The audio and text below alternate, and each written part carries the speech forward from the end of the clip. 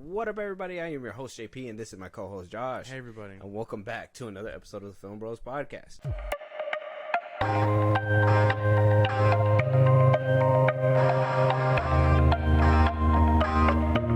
Josh, hashtag release the one cut. Oh, my God. Hashtag release the one cut. What do I do with that? Look, listen here. Okay. It's trending now. Yeah. We talked about this weeks ago. We did. I seen it all over the internet now. I understand we're not so big that I can name that and crown that as something that we caught on to first.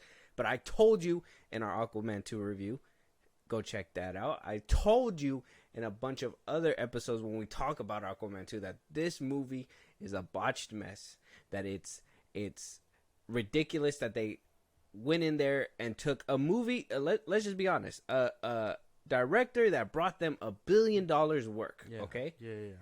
One time before, they still went in there. Warner Brothers still went in there, knowing damn good and well what happened the last time.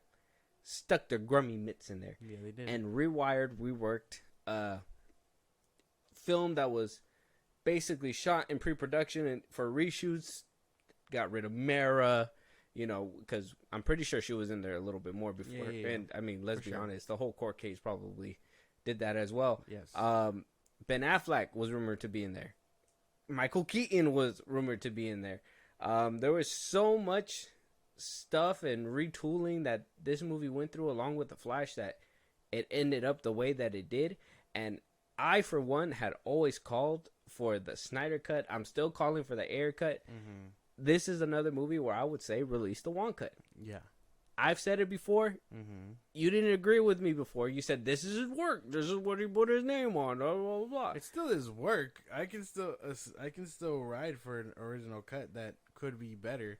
His name's still on the tag though. So that's not the energy you kept for Zack Snyder though. You were Zack still like, oh, release the Snyder cut because Zack Snyder. No, you're biased, and we took in the veil off. It's not even biased. You've shown your knickers to everybody.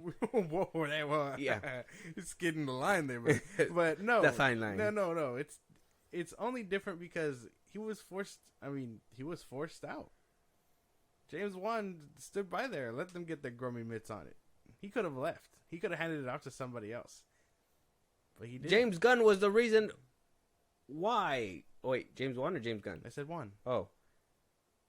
Well, James Wan needed to play ball because it was their IP and it's the studio and they could do whatever they want. But we need to stand by the director, Yeah, and release the Wan cut. Yes, I'm sure there's an OG version out there that should be seen because I'm pretty sure it's vastly different. I'm sure Mara had a bigger role. I would have liked to see her more.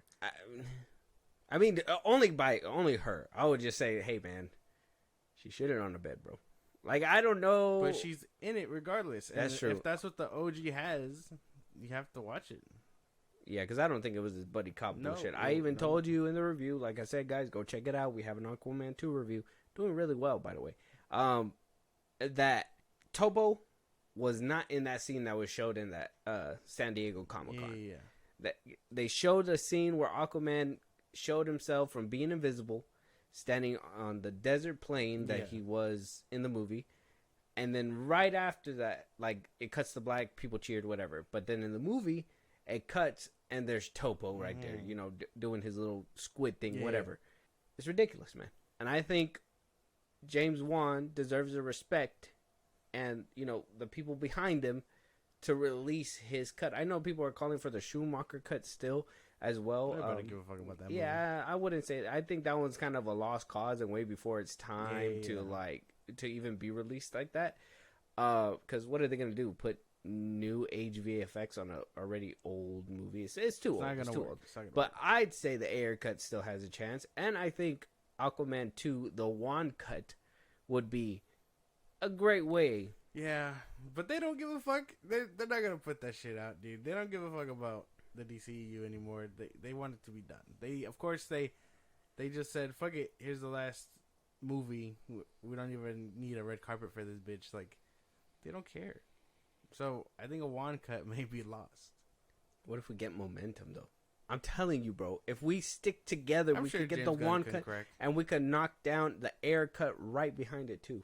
Yeah, maybe James Gunn could crack. He doesn't know how to shut the fuck up. So maybe. I mean, let's be honest. If we can make him buckle on the one cut, Ayer's gonna stand there and be like, "Well, what about me?" And they're gonna just have to give it to him.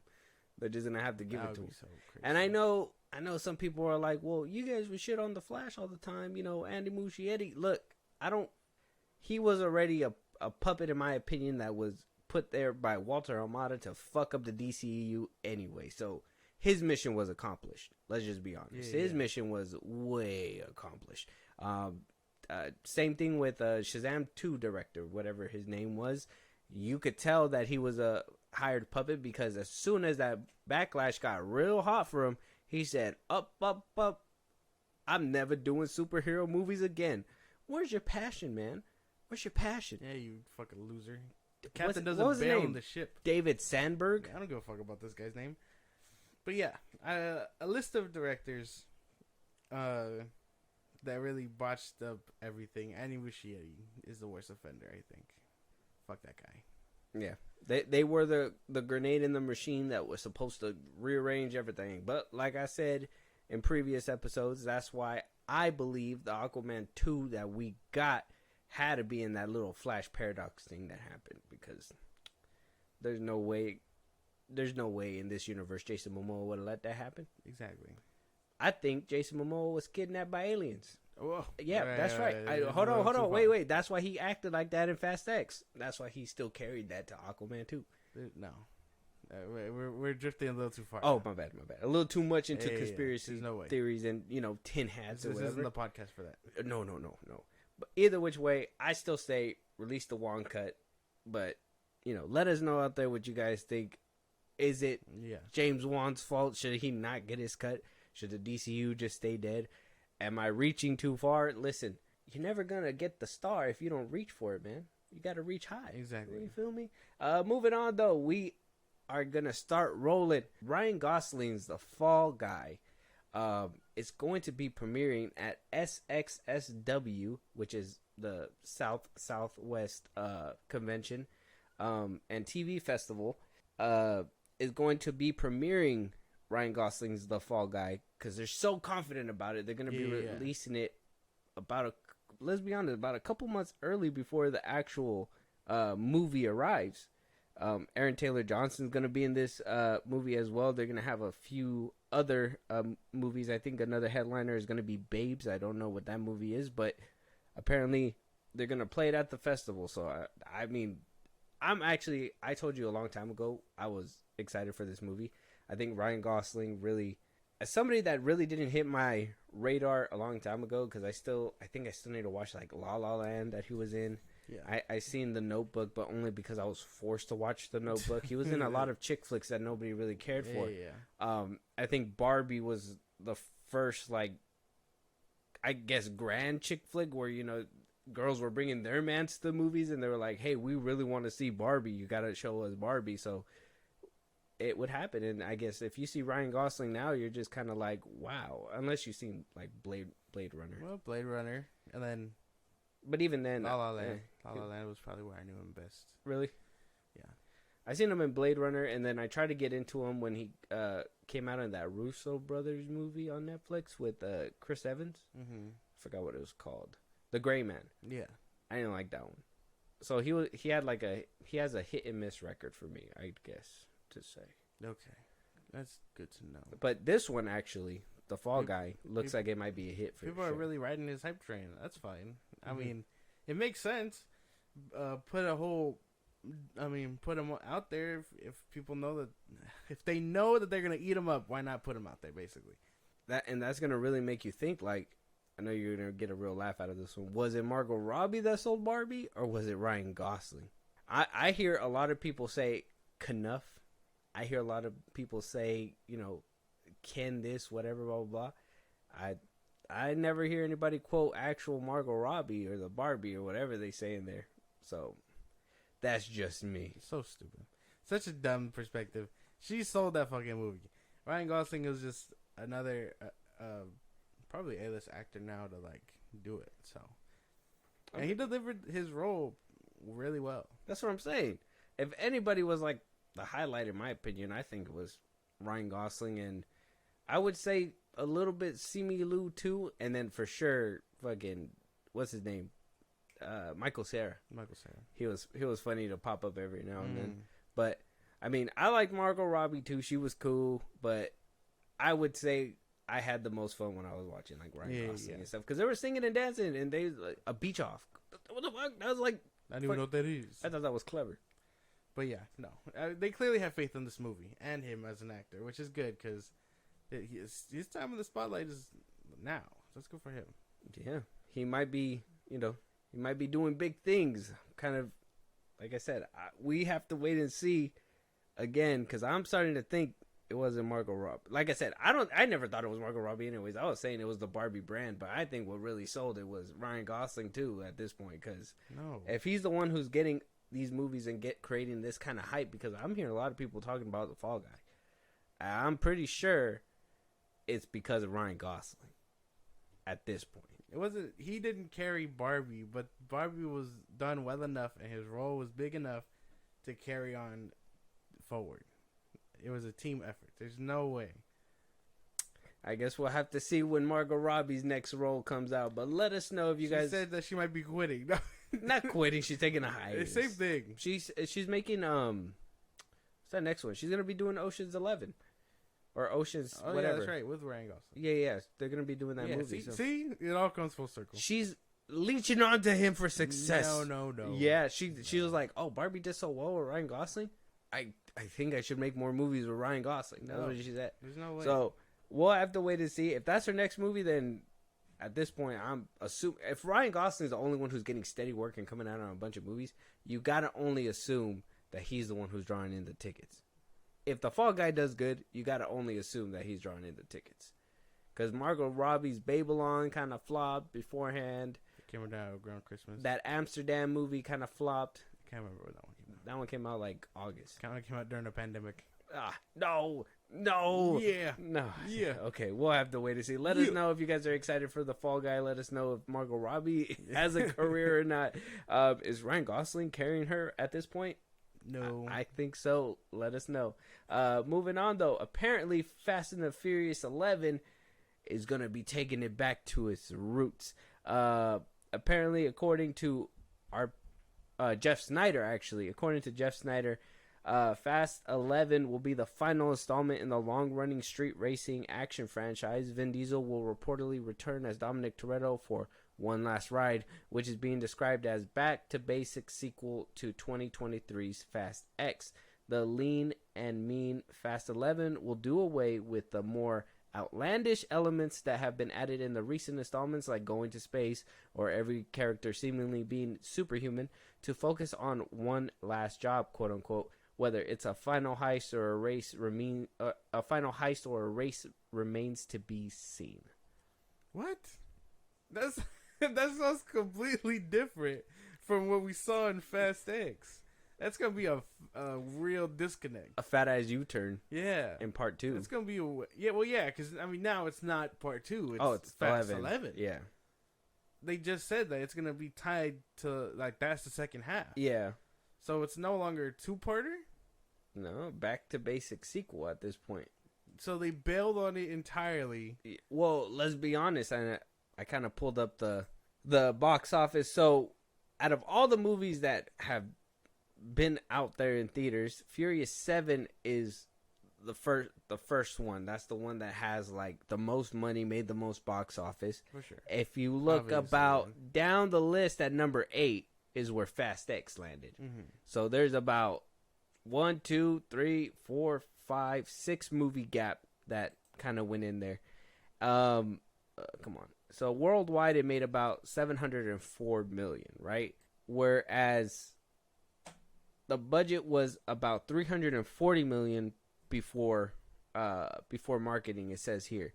And apparently they're going to be shortening the budget as well, because before marketing it was at 340 million to make this movie, and they're cutting it down to no larger than 200 million. F9 costs about 200 million, so that was like, it's around that ballpark. So Fast X tried to go big, went too big. They said, hey man, I think we actually reached too far. Especially knowing that they were so close to about $1 billion. I think there was one movie that if it's Furious 7, I think it was Furious 7. Furious 7 crossed $1 billion.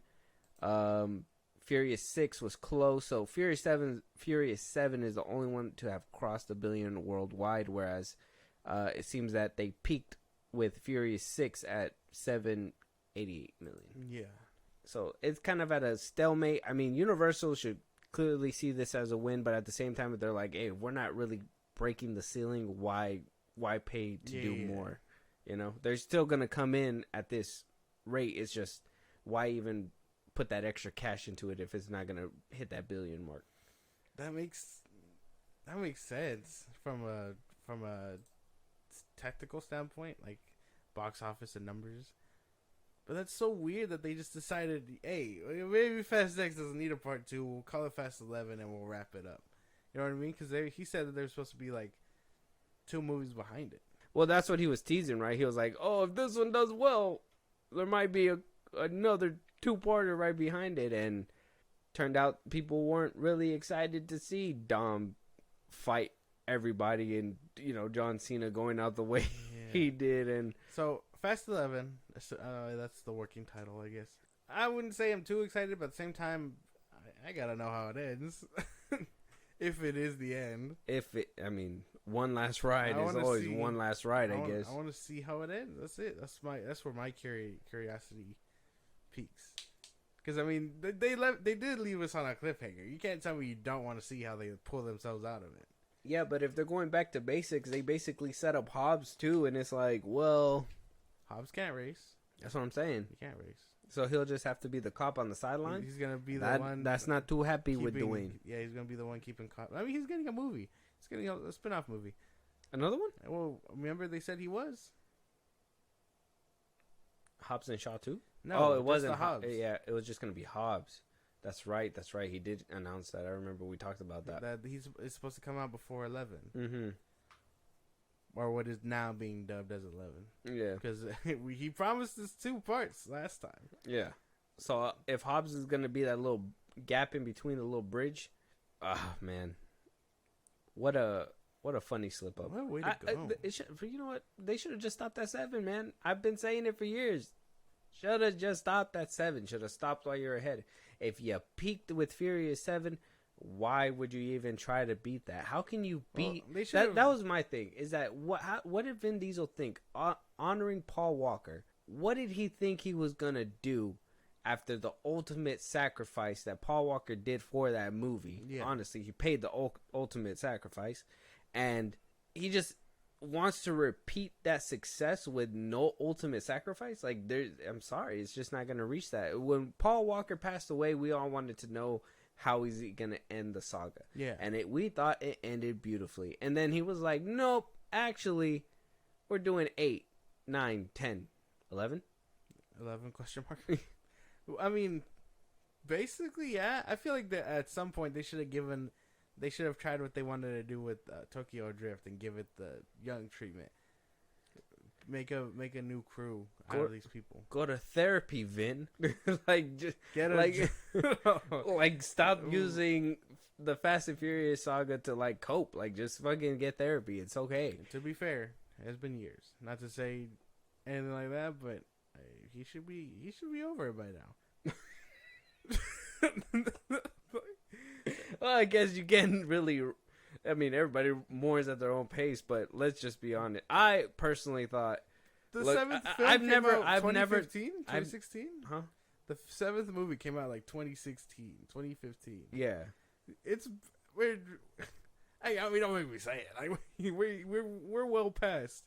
Like, I miss him too, but I'm not gonna make 8 more movies without him. Well, that's my thing, right? I'm just like, okay, well, how are you like, oh, my best friend died, mourning his death. We made all these movies together.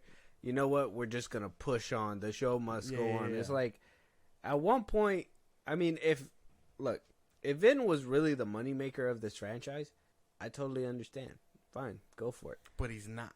Paul Walker was the fucking, I think he really balanced out his Vin Diesel. Yeah. Like, there was no Fast and Furious without them together. So them having that last movie together should have been that last movie, and Paul Walker would have been smiling from up above, I would believe. But I mean, yeah, he uses his name a little too much when he's like, "Oh, Pablo would have wanted this." Pablo, like if you gotta validate that by saying he would have wanted it, I'm just saying he probably wouldn't have wanted so many. I don't know. If he wanted to do 8, okay, sure. This one's for him. We had this one written out, sure. 9. I don't think you guys thought that far ahead. I think you guys jokingly said we'll go to like Fast and Furious 50, but I thought it was a joke. I didn't think it was meant to be taken literally. Yeah, he stepped on the gas, but I think I just think it's time to wrap it up. And if Fast 11 is apparently the last one, I'm still curious to see how it all wraps up. Yeah, if it does wrap up, unless it leads to a good spin-off that Vin Diesel might cameo in. It better be a good ass spin-off. I'm just saying. I mean, they made that Netflix cartoon one for kids. Oh yeah, they did, huh? Mm-hmm. And he was like, "Oh, I'm related to Dom." He's like his cousin or something. Yeah, yeah, whatever. Apparently, you know what? Apparently, Dom has family, but not his blood family until they are needed into movies. Yeah, no. Watch him make like an appearance. We're just gonna be like, "What the fuck is this guy?" Yeah, that's what I'm saying. It's just. That's what I was like in Fast X when he was like, "Oh, this is my mom." I'm like, "When have we ever met your mother? And this is how you want us to meet her at the family dinner table?" Like, she hasn't earned the spot there. She hasn't been through the trials and tribulations of racing or being. When she ever go to space? I know. What the fuck, Vin or Dom? Whatever. Toretto. Yeah, no. And I haven't seen them do any of the eat and prayer joke. Like, it's not a good move. It's not a good role. And back to basics is insane because how can you tell me, oh, space, and now we're going back to racing? Yeah. Why didn't you win that race, Dom? Why didn't you just strap that rocket that took you to space on your car? I would have really passed you up. Watch X, and then like he's just telling his son a bedtime story, and he's just like, and that's a wrap. And then it just cuts to like them in bed or something. It was all a dream. Yeah. and then the real story begins, and it's like a street racing movie. They should just go all out and have a fucking Fast and Furious and Jurassic Park crossover. They should just say fuck it. His Charger will not make it through the forest, man. It's not gonna work. They were literally he fucking swung like a fucking monkey off a bridge across the fucking crevice on another wall. He's gonna smash into a tree. Okay? He smashed into a tree and his white tee was fine. Oh. He after that he like smacked into a wall. They like kind of like hit the floor and he just kind of he was like, "Oh," and then he like stood up and he was good. Oh, family. Gets up. It was insane. You remember Fast 9? That shit was insane, bro. So it only motivates. Like, and John Cena got caught by a car and tossed into another car and then tossed into one more car. How does that happen? You're not gonna tell me we're gonna go back to street racing. We already went too far. Like, why don't you guys use, like, if you guys are racing, why don't you use that little, remote control thing? Why don't you use God's Eye to stop everybody from racing? What if we see, they go back to, like, street racing and we see, what's his name? From the first one, Tony? Or whatever his name was? Tony. The Mexican dude. Oh, Hector. Again? Yes, yeah. He just they brought him back already. He was in 7. Mm-hmm. He's just like, where you guys been at? I've been holding it down here for years. And then you need to have somebody come and explain it in a funny way how they went into space and everything like that. It's probably gonna be fucking Roman. You know what will really turn the franchise on its head? Bring back Ja Rule. See what happens there. Play Bucket. Bring him back. See what happens. Yeah. Who gives a fuck what Ja Rule thinks? Make him have a whole soundtrack on it. He's just like, you know what? Vin. You know what? Fucking 50 Cent might want to fuck with him so bad they'll buy every copy of Fast 11. Sell out whole seats and they'll be like, why do we get 50 Cent in the movie just to make Ja Rule mad? No, we don't want 50 Cent in the movie. I heard he signed a record deal. 50 Cent? Ja Rule? Oh yeah, that he's supposed to come out with an album this year or something. What the fuck is going on? What if he? I'm in tears laughing. Ja Rule, you had a banging music career until he didn't. Yeah, it's kind of like, man, that car was rolling really good until it stopped. I'm just saying. I mean, somebody that we used to know. They made music and then they didn't. You know, I'm in tears. They only did one song. Ja Rule did like 3. Ja Rule is like Ja about the Rule same. had like a good few hits in the 2000s. No one even knows his name. The fact that we're talking about him right now, a few people are like, what, and then, you know, that's it. Let us know if you're a Ja Rule fan. Yeah. Did you see him in concert? With that being said, let us know. He probably had a real cheap ticket, too, because, I mean, front row tickets cost anywhere from $300 to $500. The back one probably costs way less. And if 50 bought like all of them. It's like $350. You can stand in the very back for $350. Oh my god. Let us know if you guys are Ja Rule fan. Let us know if back to basics, smaller budget. If I don't see the Drift King back, bro, it's a wrap. Oh, you want to see DK back? Huh? Yeah. What does DK stand for? Donkey Kong. Oh, was man. grief. But in a world full of lawsuits, we talked about Jonathan Majors. Oh boy. Vin Diesel. We kind of talked about it a little bit there, but you know, nothing really crazy has happened just yet with him. That, I mean, he's still getting a sequel, so until they completely scrap it. Mm-hmm. What if they, because of that, of his little allegations, they like completely scrap Fast 11, and then that cliffhanger is where it's left at for the rest of eternity? I'd rather just watch 1 through 7 then. There's no point of watching past that anymore. But another person who's getting sued is Mia Goth for apparently kicking an extra on the head and having them fired on the set of Maxine, her third X sequel that's coming out with Halsey and all that. That little group together. I think X. It was Pearl. Then X. Yeah, now it's Maxine. And Maxine, yeah. Yeah, little trilogy there. So apparently, the background actor alleged that Goth intentionally kicked him in the head during filming, which left him with head trauma symptoms like disorientation, and says accusing the Infinity Pool actress of committing battery against him and getting him wrongfully terminated from the film after he filed a complaint against her. He also named the film's writer and director Ty West and film studio A24 as defendants in the lawsuit. Bro, they are not going to cover your ass. They are going to cover their actress way before they cover you. And without damage to the head, like a picture of blood or something like that, it's a wrap. I mean, look, Josh, I feel like you're taking this way too lightly. In a world where there's cameras and all these things. If somehow there's 12 different angles of her kicking him in the head, then all right. I will believe it. You would know that the justice system is working. It's just so it's just so funny because disorientation is crazy. Yeah. How can you prove? Oh, Your Honor, I felt mad dizzy. Like after she my equilibrium gone. Like, You know what? I feel as if you're taking this lightly because she's a woman. Where's equality, man? No. If she kicked him on the head, why? If she didn't kick him on the head, why would he just all of a sudden go up against these people? Yeah. And I mean, suing the director in the studio is crazy because at that point you're like you're the extra that's going to war against the studio, the director. It's like the Joker guy. Like you're never gonna GTA. come back in Hollywood ever again from that. I don't think, you being an extra. But if it's proven that she did do these things and, you know, there's physical evidence, because like I said, I'm sure he wouldn't be filing a lawsuit if there wasn't evidence. How can you just go ahead and blindly strap up? Now, will he win? Probably not. That remains to be seen. Well, I mean, if he does go, little guy, go. We'll root for you from the sidelines because any type of abuse isn't okay.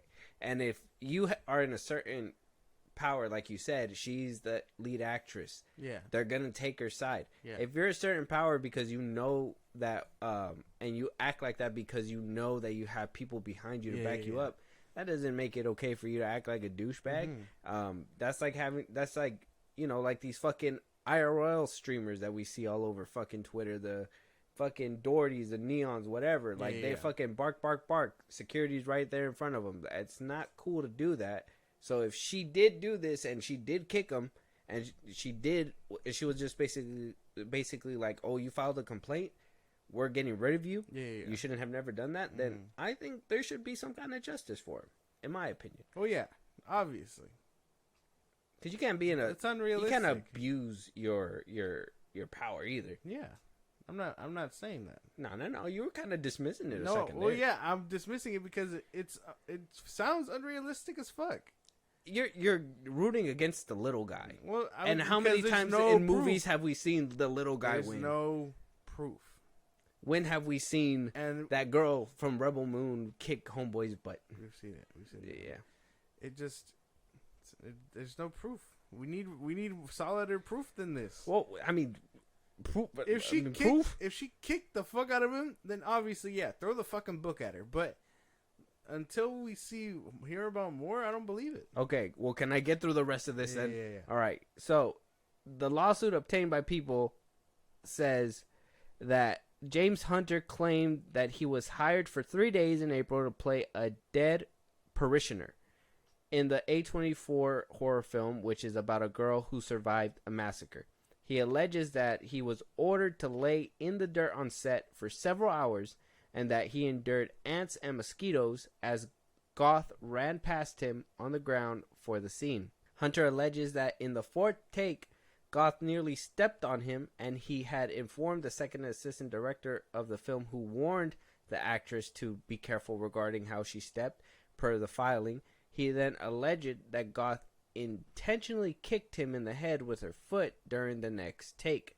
After she kicked him, he said he experienced a headache and stiffness in his neck, which he reported to the second assistant director, who notified Goth and West. He also noted that medical assistance was offered to him on set, and West proceeded to film until they completed the scene. Hunter said his symptoms progressed and he experienced lightheadedness and nearly passed out twice, adding per the filing that he had to pull over both times while he was driving home from the movie set. The background actor also alleges that Goth invaded his privacy in the bathroom on the set and laughed, taunted, mocked, belittled him, and even dared him to do anything about it. The next day, Hunter claimed that he was informed by a casting agency via email that he had been taken off for the remaining 2 days of production and banned from the movie set with no reason given. Over the next 48 hours, he said he continued to experience head trauma symptoms that like loss of memory, confusion, and disorientation, and eventually went to the hospital where he was diagnosed with a concussion. He also alleged that he had a bruise and red marks on his head after the kick. As a result of being kicked in the head by defendant Goth, plaintiff suffered and has continued to suffer symptoms of head trauma, including disorientation, vertigo, migraines, nightmares, and severe emotional distress, the lawsuit claims. Oh my God. Representatives for Goth did not immediately respond to People's requests for comment. Hunter said in the lawsuit he's seeking $250,000 for medical expenses, rehabilitation, and related expenses, along with punitive and or exemplary damages. How fucking hard did she kick him? I mean, if she's going back and forth on the scene and he's supposed to be laying down on a grave, and I'm assuming that, you know, obviously graveyards usually have some kind of mist or smoke or something, so it's supposed to be him laying down. If he was complaining and she was just, like, getting irritated because she's like, I want to get this fucking take, shut up, bitch, like, just fucking stay down there, and she got frustrated and she kicked him on the head, I mean, that sounds insane in and itself, too. Who knows what happened there, but that's, I mean, I personally think, I will honestly say, after reading the lawsuit, the whole order to lay on the dirt for set for several hours, endured ants and mosquitoes as Goth ran past him for hours while he was laying on the ground. It's like, come on, bro. And then warned him that she was getting too close to him while she was walking by and stuff like that. Yeah. It's like, you gotta allow the actor some level of, like, confidence that she's gonna be doing her job to the T. Yeah. And now, if you think she's just getting too close and is making you flinch, it's like, how often has, you know, Michael B. Jordan said that he was boxing in Creed and then he wound up getting hit in the head, you know? Like, when you're working on a film, you're potentially bound to get hurt. Anything that you do, you're potentially bound to get hurt. Yeah. Why would you complain and agitate people to that point? You know, it kind of seemed like he was figuring out a way for something to complain about. They gave it to him, and now here we are. That's just me from that part, I guess. But I mean, you can have your own perspective. Well, yeah, obviously, but at the same time, I mean, extras get, you know, water and breaks and shit like that too. I mean, now they fought for that shit. Yeah, so now they have to. Yeah, so I don't know if all that's true. 7 hours in the dirt sounds insane, especially you're going between cuts. I don't think that's how a movie set works, where you're just there consistently. You know, maybe that's wrong. But I'm telling you, without actual like damage to his head, how can they? He went to the hospital. Yeah, they said he had a concussion. Yeah, does that cause all the symptoms that he was talking about? Lightheadedness, dizziness, yeah. Nightmares, probably. I mean, if she kicked him on the head, that's why. And all of that's the question: how hard did she fucking kick his head? Because he said that he was left bruises and red marks. I mean, that means that he has pictures. Was she like gearing up to like hit a fucking ball like in kickball type hit, or like did she like run, doop, and then kept going? Like who knows? Yeah, that's something that we're gonna have to wait and see whenever if it makes it to a courthouse, if it even gets past the whole preparation part. I mean, she could just settle and just be like, "Hey, make this go away," kind of thing. I mean, she does have a role in Blade that she's going to be coming up in. Or not she, but if he was let go, I mean, he can always, he could add on to the whole thing about work negligence or whatever. SAG could totally help him out, right? I mean, they fought for that kind of stuff. Basically, yeah. So, I mean, HR and all that stuff. So, I mean, what do you call it? Like neglect or whatever the fuck. If he has proof about ants and mosquitoes biting him, like, be like, hey, I got this from the set. This was never here before. It sounds like he has a case, but they're gonna have to play right. Yeah, that, and you know, when you get more, it's like with anything, like when people work in a warehouse, all that stuff. When you get more safety regulations and all that, people, there's always gonna be those people that are sticklers about it. You know, some people are gonna let it go and be like, you know what, I don't care. You know, if I get a little hurt, it doesn't matter to me. I'm doing my job. And then you're gonna have the people that are, no, you know, my break says this, and you know, if I get hurt here, I'm gonna go and report it. Blah blah blah.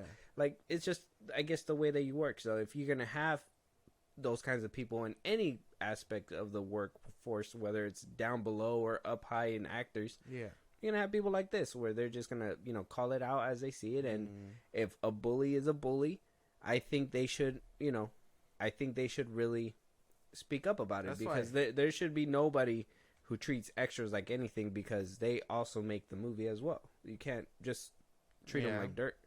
Like, and that's a bully move. If you're a bully and you're like, if you know that you're gonna have the casting director, everybody behind your back, it's kind of like, well, and you just do shit just because you know you have those people, you're a bully. And at that point, you deserve to get what you need. And if she settles out of court and she's just like, I'll just pay whatever, pay that shit. It's just what it is, you know, if she wants to. But we'll keep close watch on this one. This seems interesting in itself. There might be more to uncover or unpack. We'll just have to wait and see. Moving on, though, somebody who isn't going to be around for the second time around is David Gordon Green as he exits the Exorcist sequel. Searchlight is looking for a new director, but they have completely taken it off the film schedule. We'll not be seeing a second Exorcist until they get a director. David Gordon Green made the Halloween trilogy that recently came out. He also, I believe, made the Halloween franchise. He did all three of those. If everybody remembers, I think a lot of people love the 2018 one over the sequel, and I would say Halloween Ends as well, unless, you know, you're some people who enjoy Halloween Ends, which is fine. But he was tapped in to bring the Exorcist, you know, back to theaters, you know, pre-existing franchise, bring it back to mainstream so people can love on it. And they even brought back one of the older actresses that was in the first Exorcist movie, and it still didn't do good. This movie tanked. And reviews were just all over the place. They said it was not good. I haven't personally seen it. I scrolled past it on Peacock a couple times, so I can't really say whether or not it was good now. I kind of want to see whether or not how bad it was. I'll probably get around to it one day whenever, I got nothing better to do. But I'm just saying, from his track record, I'm not surprised that he's going somewhere else. When Halloween 2018 came out, I was really rooting for him. I was like, holy shit, like, is this going to be the new face of horror? Is he gonna just be bringing old franchises back to life? Are we gonna see like Freddy Krueger remake with him, all that stuff? And then when Kills came out, I was like, okay, like he, it's not as sharp as 2018, but it got the kills. He could probably, he's onto something. And then Ends came around, and I was just like, I mean, everything kind of died down, and I was just like, I mean, it was cool. I'm not saying it was the worst out of all of the Halloween franchise, but it was just like, it was a big step down from 2018. We know what the worst franchises of the Halloween. We actually have our Halloween ranking. If you guys want to go check that out. 2023 Halloween ranking. That shit was tough. I mean, I'm not really sad about it, I guess. If it was a hit, then maybe. But it wasn't, so it's fine. I mean, that's just like how everything people consume things goes. Whether he just couldn't hit the mark. I liked what he did with the Halloween franchise. That was nice. I enjoy all three of them to an extent. But yeah, it makes sense. I wouldn't want my name to a sequel like this, especially after if it was given to the wolves. Mm-hmm. Like, I'd want to actively avoid it too. I get what he's saying or what he's doing. Yeah, just writing it off. Or is this Lionsgate just parting with him, saying like, yeah, you weren't. So. This wasn't your fit. I don't think so. Because I mean, have you seen this one? No, Believer. I have not. I don't want to. I really am annoyed with bad horror movies, dude. They annoy me. The point is to scare me. It doesn't work half the time. Let us know if you guys want us to do a Exorcist ranking during Halloween this year. 2024 is around the corner. Let us know. We'll probably give this movie a peep around that time. But for now, it's good that he walked away. Just leave it be, because at that point, it's kind of like, look, man, you had a couple missed shots. They didn't really get everybody in the same page, I would say, with Halloween Ends and Kills. Yeah. But when it came down to this one, really just said, hey, man, like, I think everybody rejected it. I think he needs to go back to the drawing board on his end and just be like, look, if I'm going to be trying to bring these properties back to life, am I doing it right? Mm-hmm. Is this the right way to go about it? And it just sucks I can't add more to this conversation. If I would have seen the movie, but it's just, I've heard so much bad things. I don't want to waste my time. To be fair, when he did Halloween, he had what's his name right there, right? Who? The OG guy who did the first one. Carpenter? Yeah. John Carpenter? Yeah, he was there as a producer. Yeah, he had him. He probably had him there telling him what to do. And if this guy didn't have it and he was just like going off what the first one did and trying to take creative liberties, I mean, maybe this one just wasn't in his favor. I get it. I don't think they just ditched him either. Lionsgate. Yeah, I would say I think Lionsgate probably just said, look, because they did pay a lot for this. We did talk about this before, that Morgan Creek bought it in 2021, which is Universal and Blumhouse, one of their branching franchises. They bought that IP for $400 million. So they were looking to really roll out the carpet and bank this out. That's why I don't think that the sequel is completely scrapped. I just think that they're just trying to see who can get this right. And yeah, if they didn't have anybody to really direct them to be like, look, this is what we did, which I heard there's a lot of tropes in this movie that really hum back to the first one, that there's a lot of copy and pasting, if you will. And it just didn't work. So I mean, for this one, I hate bad horror movies too. I mean, I do my best to give them a chance. It's just The Exorcist. This one didn't really call my name at all. Yeah. And it just sucks watching a bad scary movie, because I mean, you feel robbed in a certain kind of way. Yeah, unless the kills are nice. If the kills are nice, then I'm kind of like, okay, I got what I came here for. Like, I can go through a bad horror movie if like they get ripped apart. I don't know. No? No, I don't think so. No, because I mean, if they got some dope ass kills, it's for I'm me. there. That's why I feel like kills really carried. Like the kills in that movie were insane. He fucking slammed the door and she twisted the gun and shot her own face. Like how the? I was like, holy shit!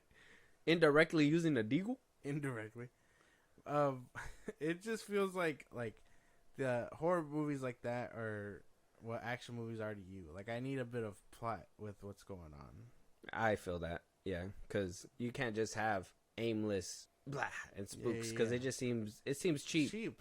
Seems cheap. There's nothing setting up what's going on here. Like why should I be afraid? You know what I mean? Not because you tell me to with the setting and stuff. Like I need a reason to be invested in what the fuck's going on. I understand that, and you're more of a, which I would have thought this would have been more in your lane because you're more of a supernatural kind of guy. You like those kinds of movies. The trailer looked lame. And I don't know. I'm very skeptical about horror movies. Scary movies, I guess. I can't wait for Halloween this year. Can't wait. We got a whole year to go, guys. We don't even got bangers this year, I don't think. I mean, I'm telling you, man. I feel like you're sleeping on that Night Swim movie. It looks too good. I'm telling you, dude. It's not. You gotta watch. Really not. And then, what other horror movies are coming out this year?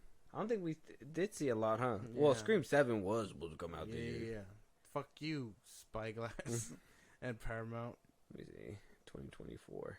Meg 2? Is that one coming out this year? Oh, Imaginary's coming out this year. Oh, the new Strangers films, the trilogy. Oh, yeah. The beginning is supposed to start. Yeah, those ones might be. Those ones could be good. That new Quiet Place sequel is supposed to come out this year. Are those scary movies? Those are more like suspense movies. Suspense? Okay, so that doesn't count. I don't think Blade's coming out this year. Nope. No, it's that's all I can really see. The Mickey, Steamboat Mickey. Fuck that. No, not that one. No, it doesn't seem like it's gonna be the year of horror. Maybe streaming might have horror movies. Yeah, streaming usually comes out with all the horror movies. Maybe that's what they're starting to see as well. Like with horror movies not doing so well, but that's the thing is that we're not getting good stories out of them, guys. Like fucking give us good stories, regardless. It doesn't matter if it's action, horror. Yeah. Animation, fucking, it doesn't matter. Give us good stories, huh? An animated horror movie would be insane. The blood would be off the heezy. Okay. Anyway, moving on after that. Going to the next topic. Let us know what you guys think about David Gordon Green exiting. Did you guys see Exorcist Believer? I know we didn't. But Robert Downey Jr. coming out saying that his best work was in Marvel films and that it went unnoticed. Coming from the Hollywood Reporter. I'm going to read the whole quote right now. And I just got to jump the gun because I've always heard this. Okay. I always heard people talking about how superhero movies isn't real acting. We've heard about, these people not giving their all. Fucking Black Manta. He even said it was clown work. Yeah. They don't give these roles credit for whatever reason. Maybe it's like, being Eminem in the rap game. It's, it's just something that isn't as credited as cinema. But I'll tell you, there's a lot of things that Marvel put out on the table that really scream cinema at one point. And people just refuse to give it credit. At one point, they were saying that all these Marvel heroes didn't want anything to do with these movies, that they're tied in with contracts and they just want to get out. And that RDJ's been wanting to get out. Oh, fuck. They're making so much money and they have steady work. Why wouldn't they want to stay and play a superhero and put all their chops into one role that they can perfect and craft as years go by instead of having to play this character, that character, this one? I don't know. That I just like that he came out and validated this. Like I said, we're gonna read the whole thing through, but I'll rip. I mean, do you know what I'm talking about? Are you feeling what I'm putting down? I know what you're talking about, and I mean, 10 years in playing a role, you'd have something lined up, but. I understand superhero movies can be cinema. Not all of them. We're not gonna go down that road, but but I think they can be. Yeah, you can get really good heartfelt roles and serious moments from these movies. I know why they get snubbed, and I know why they get brushed aside. but they do good. They actually do have some heart in them. But on the same side of the coin, the other side of the coin, some of them don't try enough, and they are just factory movies. And who's to say that RDJ or anyone else who says that they put in really good work at Marvel, who's to say that they won't have a better role or Oscar nomination in their future if they went somewhere else?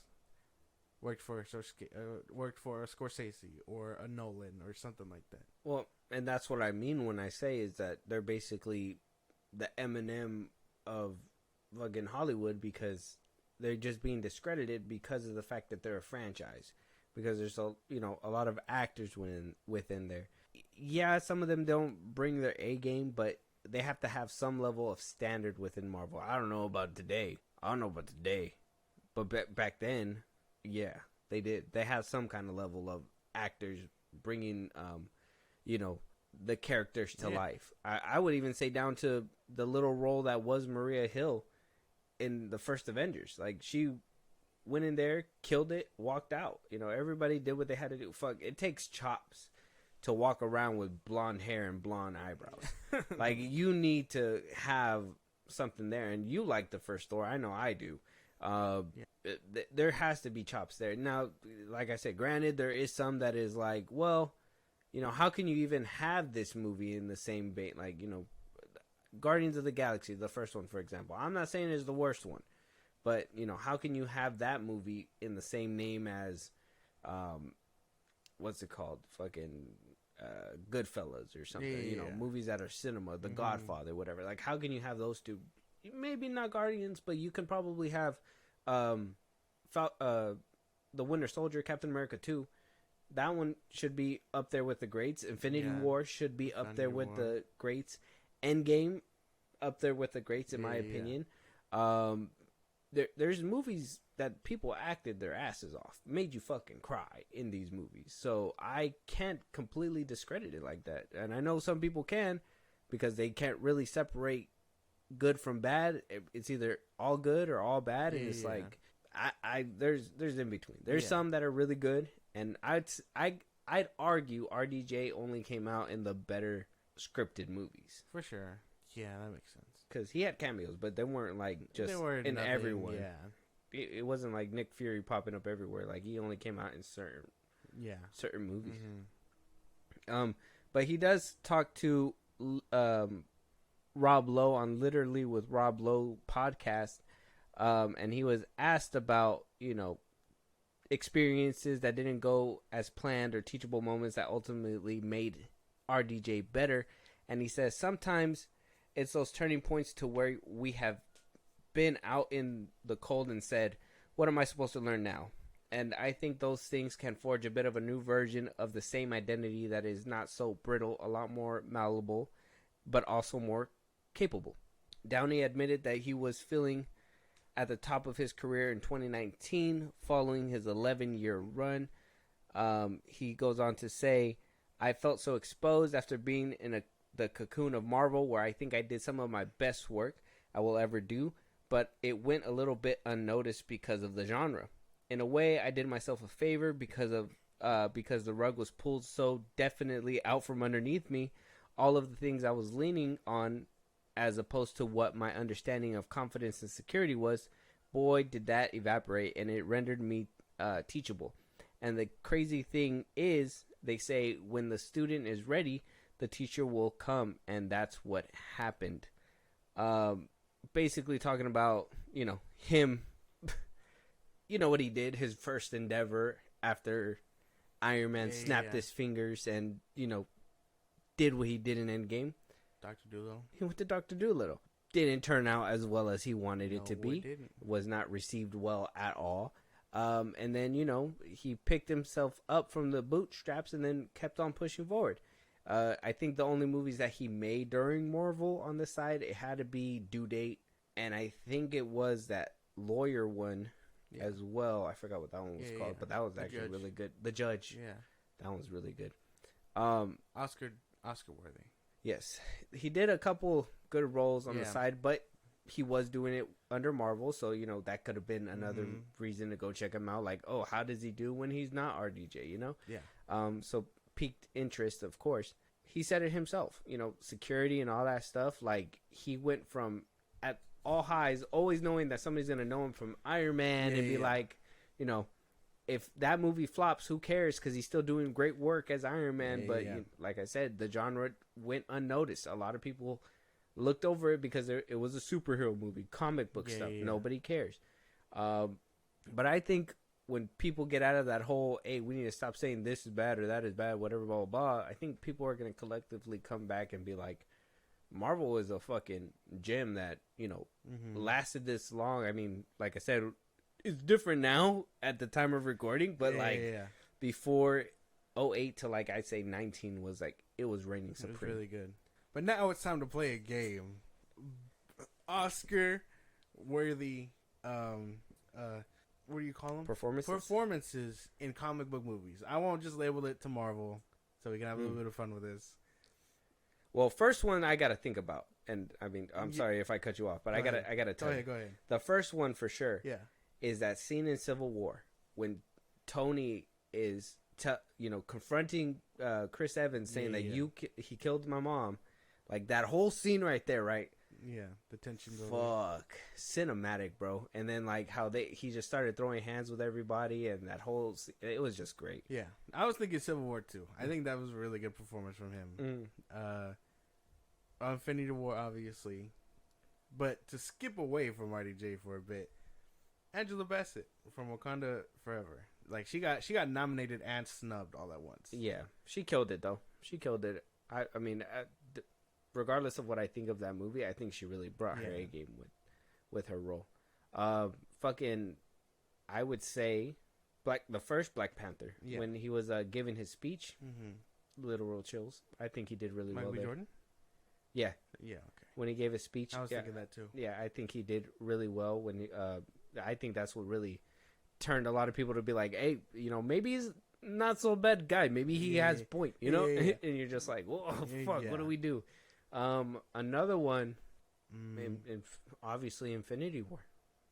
That's another, like, when RDJ is all like, oh no, that's Endgame, huh? When he's talking to Chris Evans. Yeah. In the beginning when he's all like sucked up and we didn't know that was going to happen. That was Endgame. Endgame. And, when he was like talking to everybody, he was like, it was you and all this. RDJ killed it there too. Yeah, he was good there. Honestly, Tom Hiddleston is Loki.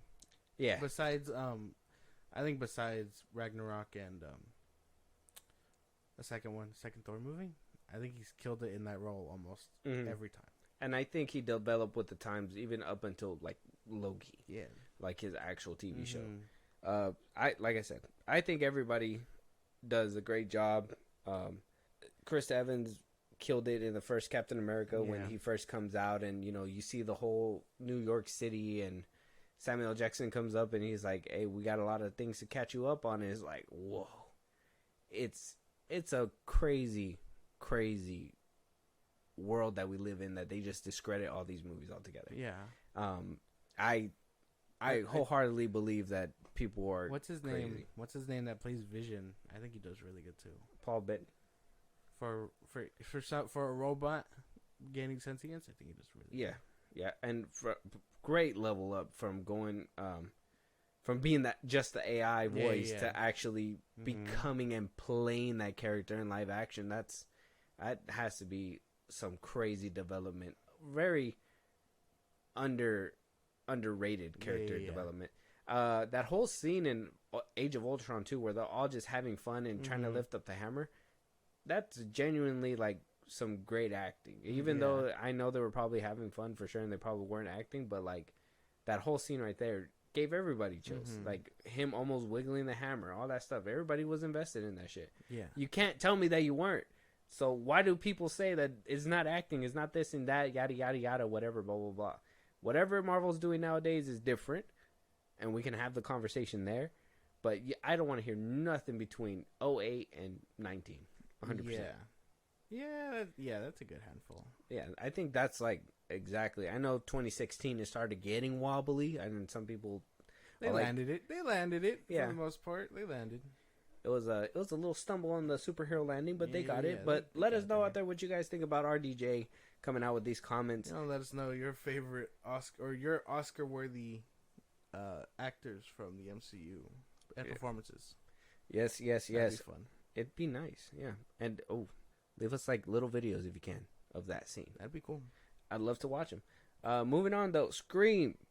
Speaking of Scream, Neve Campbell saying that she's open to returning to the Scream franchise under the right circumstances. We know Melissa Barrera, we know Jenna Ortega are not coming back.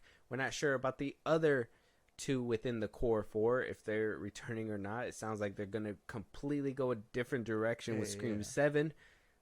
I mean, they kind of wrapped it up with Scream 6 in a way. Even though dude got stabbed multiple times by 2 Scream, which is insane that he even survived it. Coming from Variety, they had talked to themselves over there at the BAFTAT event, and asking to see if she was going to come back to reprise her role. She just says that under the right circumstances. We know back in 2022 when she was asked to come back for Scream 6, she said that she did not want to come back because of money. Yeah. So is the right circumstances money? Basically. Or is it story? I think it's a bit of both, but mostly money. She built most of it on her back. I'm pretty sure it's money. It's always money. So when she's like right circumstances is like right dollar sign. Basically. But she can't outright say Does it have commas and decimals? Basically. How many zeros on the check? That's basically it. I mean, I don't know if I want to see her back. If I'm being for real, I think the franchise has now outgrown her. Like I'm fine with it knowing that she made it, basically. Mm-hmm. So I don't think she has a kid. She's married. Yeah. What do we need her for? Yeah. What is he gonna go for the baby? Yeah. Wait a minute. No, Aquaman 2. I think same thing. I think she's outgrown it. I think the franchise outgrew her. I think we have seen it come if they wanted to become kill successful by going a different route than Neve Campbell, Sydney. If they wanted to kill her, they would have killed her by now. Basically, they would have killed her when they killed Dewey. That's true. I mean, Courtney Cox is still kicking. I know. Too. They almost had her, but she's too gangster with that shit. Yeah, she fucking blah blah. Yeah, if I expect any of them to survive, it's got to be her. But I think this franchise outgrown her for sure. I don't know if I would be too interested in seeing her in the next one. So if she's announced back, are you gonna be like, "Fuck, she's coming back," or are you gonna be like, "Oh yay"? I'd be like, "That's cool," but it depends on if she's like a side character or she's like the main one being chased. Her capacity. Yeah. So you would want to see a whole like Scream stalking a whole new gang at that point. Yeah. Okay. Well, I think hopefully they're not gonna go down the same formula they did with Scream 5. Hopefully we can do something different. I mean, if we're revamping Scream 7, just revamp and like I said, have them be killing people in Alaska or something in the snow. Damn. Fucking Scream on a jet ski. Imagine. That'd be insane in Hawaii. Like, you're on a boat sailing away, a cruise, whatever, and then you see Scream on a jet ski just. That'd be insane. And he has a toolie. Oh my god. This is no longer Scream. Yeah. This is something else. Oh. But, I mean, I feel like the Scream franchise could get creative in that capacity. It can. I think they can go multiple routes. It's just a man behind a mask who can reach you. Mm-hmm. I mean, yeah, you can go with the movie tropes and all that stuff, which I think the meta, like the way it gets meta is what kind of carries the franchise in a way as well. But I don't think they really got too meta with Scream 6. They did it with Scream 5, and they kind of did away with it in Scream 6. Yeah. It was just more like I think that survival. I think that was because, I mean, they had to bring it new, but not too new. Yeah, so, like how they still had that one conversation in the park, but then after that, it was just kind of done with. So I mean, they could just do that and just keep moving forward in a different way. They don't necessarily need these casts back. Yeah, they can completely get new people, and whatever. You don't have that emotional like development when they pass, because I mean, 2 movies over one. But I mean, if you're not gonna have the balls to kill him in the second movie, there's no point in giving an emotional attachment. Kill him off at the end of the movie, basically. Like, and move on. Mm-hmm. But I mean, that's just me. Neve Campbell. I mean, if the circumstances become right, I guess that's fair. I guess you deserve another shot at it. But I would just, you know what they say: if you give a mouse a cookie, they're always gonna want some milk. Yeah. Yeah, basically. So if the studio folds, she's gonna be won. like, she won. In a way, she did basically win because she's just like, she got what she wanted. Yeah, like, oh, where did your failure bring you? Back to me. It's like, damn, Sydney, we're trying to get away from you. Moving on though, let us know if you're excited to see Neve come back in the Scream franchise, or do we actually need her? Yeah, do we actually need her? Let us know in the comments. Socials coming at you soon. With that being said, we're obviously moving on to some Star Wars.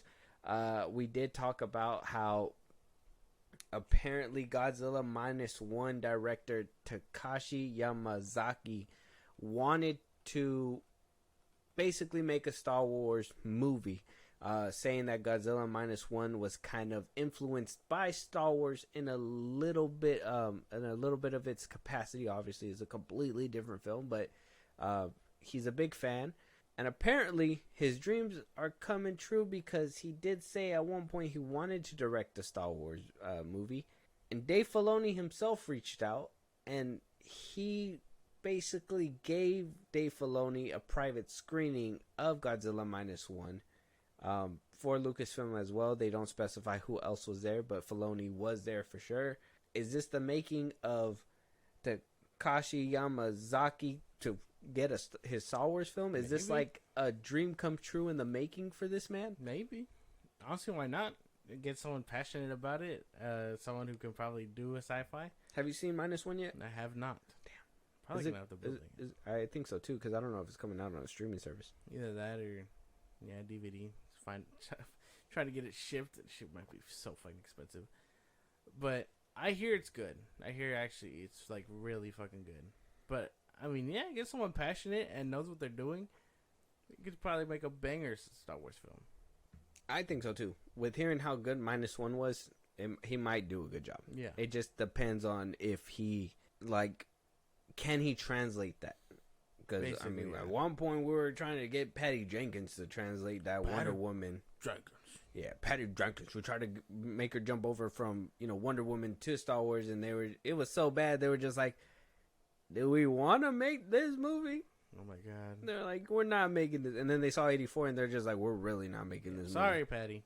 I got up the phone. I don't know. Maybe. Just another pipeline of Star Wars movies. If that means in the next coming of years we're going to be eating good, I don't see why not. Yeah, I still got to watch Godzilla -1 though to see where this guy's chops is, because I mean, I hear it's good. There's nothing but good reviews about this one. So I can't even say that I'm skeptical about it. I'm just more like, I'm going to have to read a lot of captions. Yeah. I get tired of reading captions. Mm-hmm. Basically, yeah. Try watching Echo.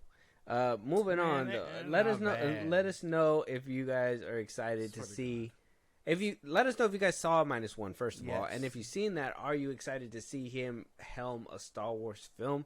Sounds interesting. New Star Wars movies are always accepted in my book as long as there's creators behind it that are gonna do a great job. Moving on, we're rounding the bout to the very end. Zachary Levi. Wow. Let it go, my man. So he is going on Kelly Clarkson's show. The singer? I said it right. Yeah, she has her own show. The singer? Yeah, Kelly. What the fuck? Yeah, she has her own morning show. Talk show. Man, they be giving that shit to anybody. Yeah, they do. Okay, keep going. I mean, you made it when you have a talk show. No. That's maybe if you're Steve Harvey, but no. Oh, damn! Shots fired. Steve Harvey has like 3 of them bitches. He really do. So he brings up the possibility of a Chuck reboot. Now, we talked about this before. This is the only TV show he's ever done, and then he did Shazam. So you just to set that, to let you know how needy he is. Okay. So he comes out and says, the possibility of a Chuck reboot. He asks the audience if they want more. They start clapping and yelling, indicating that they do. And he goes on to say, it's such a cult following. I'm telling you, masses would come to see this movie. Listen, I've been trying for years. I was trying to make a Chuck movie even before we finished making the TV show. I'm getting closer. Josh Schwartz and Chris Fedek, who are the writer and director of the show, they're on board. I just got to get the powers that be, meaning the folks at Warner Brothers Television and Film, to kind of help, you know. Let's put this thing together, but all the cast is ready to go. Everybody's ready to go. We just need a script, and we need the money and the green light, and we're ready to go and do it. I didn't even know he had a TV show. Yeah, it's called Chuck. That's him. Way back when. Yeah. What is this? What is the show? What is this about? What is Chuck about? What is this show Chuck about? How am I supposed to know, bro? It's just one name. It's called Chuck. I thought it was coming. It's probably about Chuck. Young. I mean, I've seen it on TV, but I've never was like, hey, this dude. Like, this had to be airing when like 2.5 Men was on TV. 2007 through 2012. Oh, damn. See, go a minute. What the fuck? I have never heard of this. When a computer geek inadvertently downloads critical government secrets into his brain, both the CIA and NSA assign a agent to protect him and exploit his newfound skills. So it's like Limitless, kind of. In a way. Yeah, I guess. I don't really know what this is. I mean, if his cult following is enough to get him a movie, go ahead. But I don't see that happening. It's so unrealistic. Cult follow. Well, that's the thing, right? If it's a cult following, that means that you don't have a lot of fans. Chuck. Who the fuck remembers this show? I've never seen Chuck. He said he yelled it out to the audience and he cheered and clapped. That's because you were talking to them. They were just excited to be a part of the conversation. The conversation. They weren't there to be like. They're like, yeah, the fuck is Chuck? And they fucking pull out their phone real quick. Yeah. That's what I would have done. For real. We're like, what the fuck is he talking about? I don't know who's asking for this. I mean, if he's really going down there to Warner Brothers, maybe that's why he's friends with Peter Safran. Maybe he's like, hey, Safran, we're buddies. Fucking help me do this. I mean, it's not Shazam that you promised that I'd be in, but, you know, it's a Chuck movie. And, you know. I really feel like he's just bugging the fuck out of them for no reason. I swear, doesn't Levi look like that? Like he's just at the door like, hey man, can I get the Chuck movie? How many times we gotta tell you no? Like he calls them and they stare at the phone like, oh, he's calling again, and then like lets him go to voicemail. Like, there's no way, dude. He starts 69ing again, bro. He's fucking unknown caller ID. Some bullshit. I really have nothing to say. We could dig on this man forever. But I don't know this show. I wouldn't be excited for a movie if one was ever announced. I don't care for Zachary Levi. It's time to figure out something else. Stop holding on to the past. First it was Shazam. And move on. Now it's Chuck. He's like, Shazam got out of my fingers, but maybe I got Chuck. I don't know. He's just like, what's the Alvin and the Chipmunks crew doing right now? Like, it doesn't work. That's right. He wasn't one of those movies, huh? Yeah, he was in the second one. Yeah, he was. Well, Spy Kids wasn't enough. You can't fork over a sequel. I don't think anybody watched that movie. Well, yeah, but I mean, Netflix hands it out to everybody. So if they can't hand it out to him, what does that say? Yeah, Netflix make a Chuck movie. I was thinking Spy Kids sequel. No one's gonna watch this fucking movie. Dude. I'm just saying, if he really wants Chuck, I mean, I'm sure he can do it. He just got to really try harder. Oh, no. I don't know. Did you guys watch Chuck when you guys were younger, or are you watching it currently? Are you excited for this movie? Yeah. Do you care about Zachary Levi? Probably not, but you know, any chance for me to get a couple jabs in, I will completely just put him in here just to do so. When he changes my mind, is the day. That'll be the day. That's the day hell freezes over. But moving on though, Danny Phantom. Will there be a live action remaking of this show? Apparently, according to RPK, and a lot of people are picking this up with traction. Now, it could be true, it could be not true. Paramount has been developing a live action Danny Phantom. Has not been officially confirmed by the studio, but apparently they're getting writers and a director and starting the casting process. And when all that is done, they will officially announce. Sounds pretty cool. It might look ugly as shit, though. Oh, Paramount. They did Sonic. It's a TV show. SpongeBob? It's a TV show. So was Sonic. What? You talking about the movie? Yeah, well, Danny Phantom, it's live action movie. It's gonna be a movie. Oh, I thought this is a show. No, it's a movie. Then a movie could be good. Yeah, If they it's put a the money TV behind show, it. yeah, if it's a TV show, that shit gonna flop. No, it would But be hard a to movie. show it as a ghost and all that, unless The movie they just. could be good. Wonder who they can pick. I know. Dylan O'Brien's too old. I would Yeah. have picked him a couple years I back. know him, or Drake Bell. Like they would have been like top tier pick, picks. huh? All your Nickelodeon stars have grown up, dude. There's no.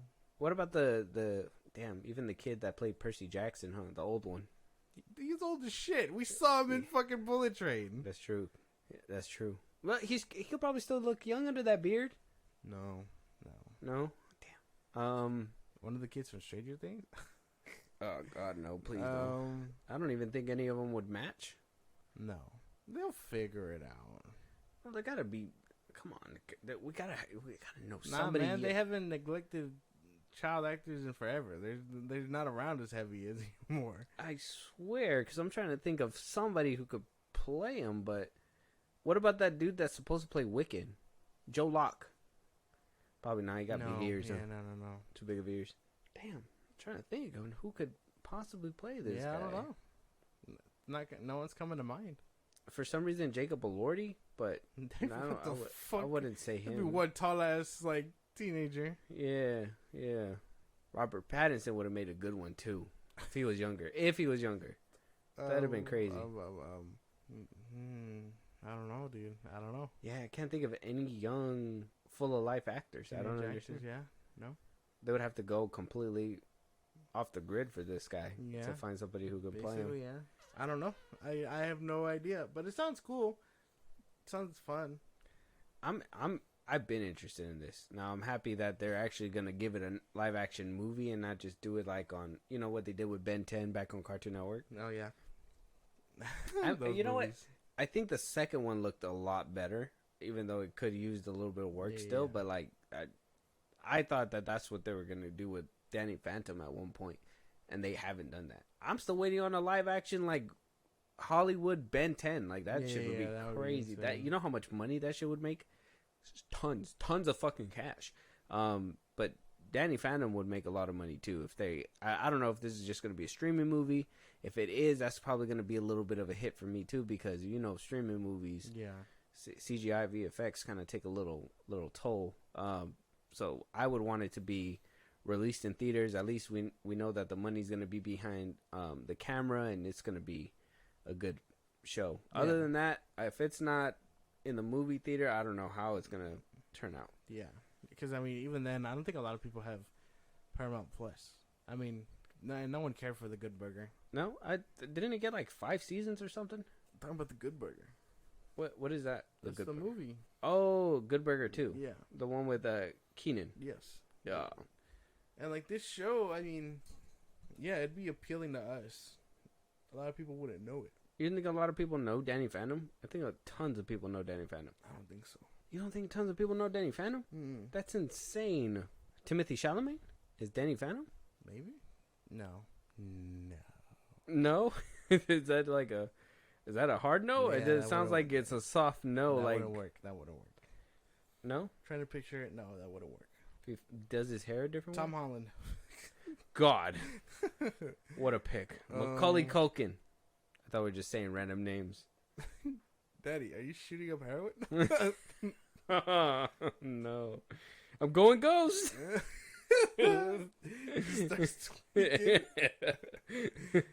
That shit would be funny. With that being said, though, let us know what your guys' picks might be. I'm drawing a blank on actors. I even tried looking some up. I can't find anybody. But let us know who your guys' pick is. Let us know if you guys are excited for a live-action Danny Phantom, because I actually am. If it's in the box. Yeah, if it's in the theaters, sure. If it's in streaming, it'd be tough. I got to see a trailer. Yeah. 100%. Because you seen that new Teen Wolf that Paramount was trying to push out. I was like, oh yeah, they're doing a movie. They might give it a little budget behind it and all that. Yeah, nope. That didn't happen. It was TV show. It was a TV show paced together to be a movie, which is insane. But let us know out there at the socials that my co-host Josh is going to give you if there's a movie, a topic that you guys want us to talk about. Want to support us in a big way or catch it live one of these days? Josh, go ahead. Twitter, TikTok, Instagram at FIlmBros Podcast. We post new episodes or notifications today for any news or movies you want us to cover. Buzzsprout supports in a big way over there. In our bios is the link to get over there. You can support us in a big way. It's kind of like a Patreon. You subscribe, you help the show grow, we shout you out, all those kinds of things. We appreciate it. Listen to us anywhere you get your podcast. Our FIlmBros Podcast, Spotify, YouTube, Apple Podcasts, things like that. You can be a part of the conversation. Twitch every Saturday and throughout the week. We're still working on that. You can bear with us, the notifications on FIlmBros Podcast, and then you can subscribe to YouTube at FIlmBros. Yeah, and if you guys are listening for this long, go ahead and leave us a 5-star review wherever you guys are listening. Go ahead and leave us a review, and we'll talk to you guys later.